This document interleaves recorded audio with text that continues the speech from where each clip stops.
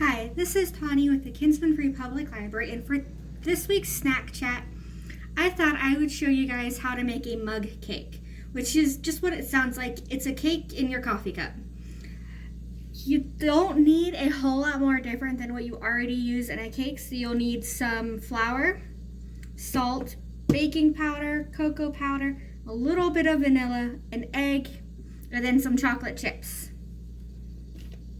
So what you do first, I didn't even grab a fork to mix. And a fork to mix it. So you need 2.5 tablespoons of flour. Just normal all-purpose. You don't have to do anything crazy. So that's 1, 2, and a half. Okay, and then it is 1 tablespoon of cocoa powder. And you kind of want to use unsweet. Don't use hot cocoa mix or your cake might be way too sweet unless you want it crazy sweet, and then go for it. So a tablespoon of cocoa powder, a half teaspoon of baking powder,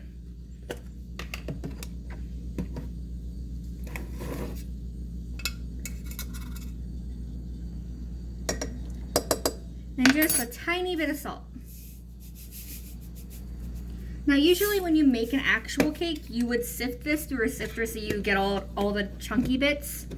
But we're just gonna use our fork and mix it up really quick to basically do the same thing.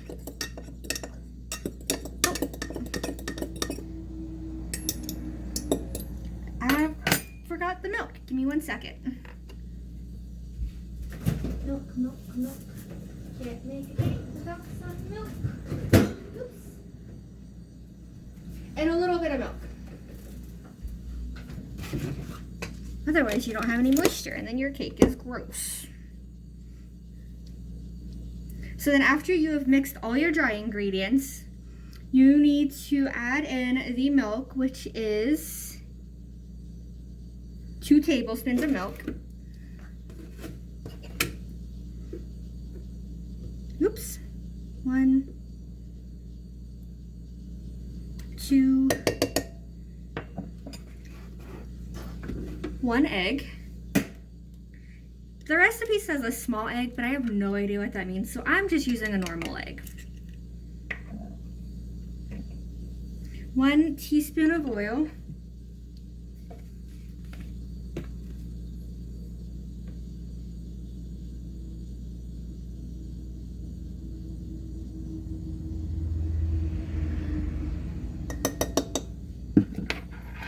A splash of vanilla. The recipe doesn't call for vanilla, but I put vanilla in everything I make. I once tried it in coffee, and that was actually the worst possible idea. Don't put it in coffee. It is not a good time. And then it says 2 tablespoons of chocolate chips, but I feel like chocolate chips are something you can just measure with your heart and kind of just add what you think it should have.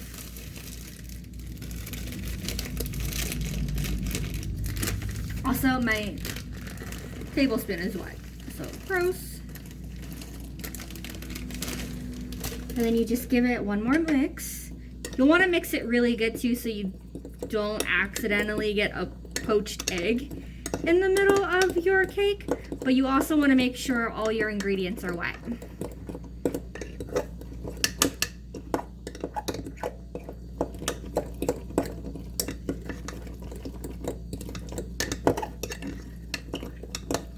Okay, it looks like everything should be mixed. I don't see any egg, I don't see flour. And so it should look kind of like a chocolate cake mix. Can't really see it, but it definitely looks like a cake. And then you just nuke this for 45 seconds in your microwave.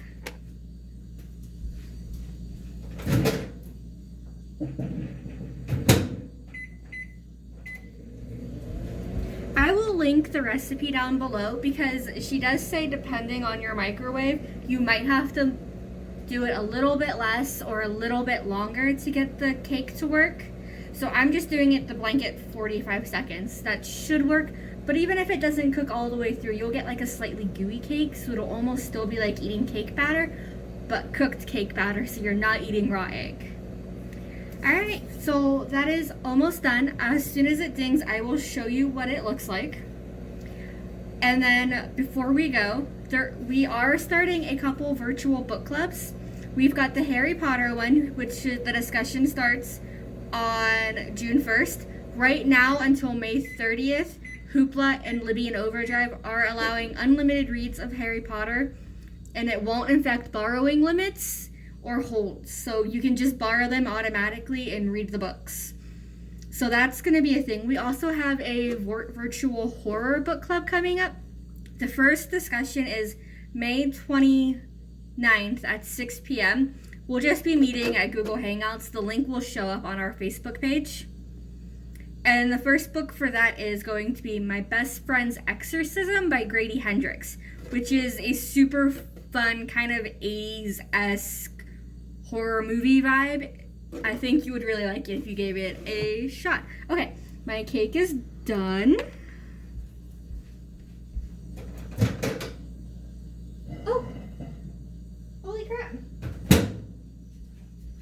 It's a cake. Here, well, maybe I should move my phone instead of tilting the camera. Look. Can you see?